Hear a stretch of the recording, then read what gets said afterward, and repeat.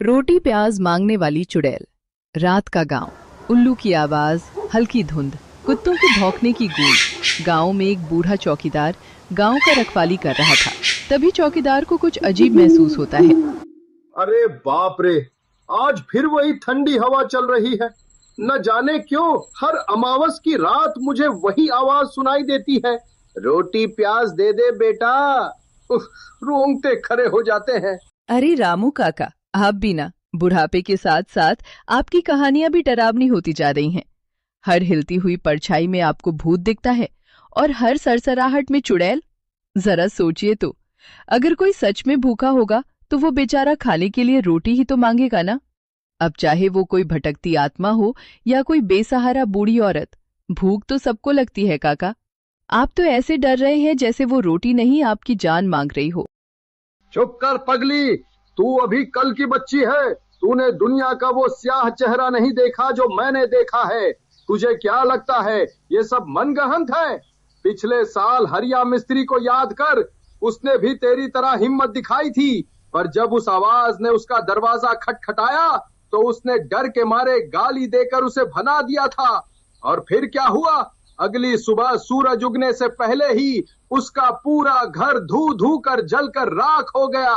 लोग कहते हैं कि वो आग साधारण नहीं थी, वो उस रोटी प्याज वाली का प्रकोप था। सगुनी, ये भूख नहीं, ये श्राप है।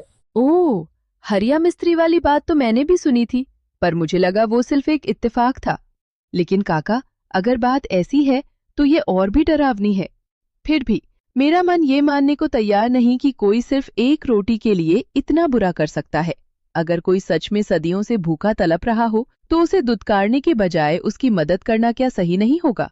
क्या हम डर के मारे अपनी इंसानियत भी भूल जाएं? बेटा, ओ बेटा, कोई है क्या? बड़ी आस लेकर तेरे दरवाजे आई हूँ। 7 जन्मों की भूख इस पेट में आग की तरह जल रही है। बस एक सूखी रोटी और थोड़ा सा प्याज दे दे बेटा, मेरी रूह को ठंडक मिल जाएगी। बस एक बार तरस खा ले इस अभागन पर। सगुनी कांपते पैरों को संभालते हुए जोर से चिल्लाकर, कौन है वहां? अंधेरे में छिपकर मत डराओ। अगर तुम कोई हाड़ मांस के इंसान हो तो सामने आकर अपनी मजबूरी बताओ। और अगर तुम सच में वो डरावनी चुड़ैल हो जिसका नाम सुनकर गांव थर थर कांपता है, तो याद रखना, सगुनी डरने वालों में से नहीं है। डराने से सिर्फ नफरत मिलती है, प्यार और खाना नहीं। डरना मत मेरी बच्ची, मैं तुझे कोई नुकसान पहुंचाने नहीं आई। सब मुझे देखकर भाग जाते हैं, सबने दरवाजे बंद कर लिए हैं। लेकिन तेरी आवाज में वो ममता है जो मैंने बरसों से नहीं सुनी। 7 रातों से मैं इस धुंध में भटक रही हूँ। पैरों में छाले पड़ गए हैं और गले में प्यास का कांटा चुभ रहा है। बस एक निवाला रोटी मिल जाएगी तो मैं चैन की नींद सो सकूंगी। मुझे ठुकराना मत बेटी। नहीं सगुनी, ये उसकी चाल है। ये रूहें बड़ी मायावी होती हैं। जैसे ही तू कुंडी खोलेगी वो तुझे अपनी काली दुनिया में खींच ले जाएगी। शास्त्रों में लिखा है कि चुड़ैल की परछाई देख लेने भर से इंसान का साया उसका साथ छोड़ देता है। अपनी जान जोखिम में मत डाल, अंदर चल और दरवाजा कस के बंद कर ले। नहीं काका, आज फैसला होकर रहेगा।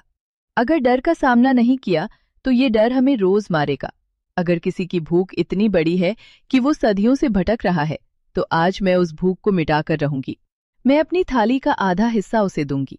अगर ये मेरा आखिरी वक्त भी हुआ तो भी मुझे खुशी होगी कि मैंने किसी भूखे की पुकार सुनी। सगनी मुस्कुराते हुए और रोटी बढ़ाते हुए, ये लीजिए अम्मा, आप बेकार में लोगों को डरा रही थी। भूख से बड़ी डरावनी चीज इस दुनिया में और कोई नहीं है।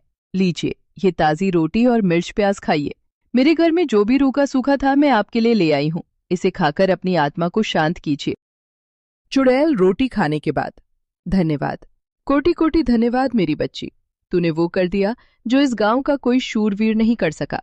मैं कोई राक्षसी नहीं थी, मैं तो बस एक शापित आत्मा थी जो भूख के कारण इस लोक में फंसी हुई थी। सबने मुझे पत्थर मारे, सबने मुझे दुत्कारा, जिससे मेरा क्रोध बढ़ता गया। लेकिन तेरे इस एक निवाले और तेरी दया ने मेरे सदियों के संताप को मिटा दिया। अब मैं आजाद हूँ। अब इस गांव की हवाओं में कोई खौफनाक आवाज नहीं गूंजेगी। खुश रह बेटी।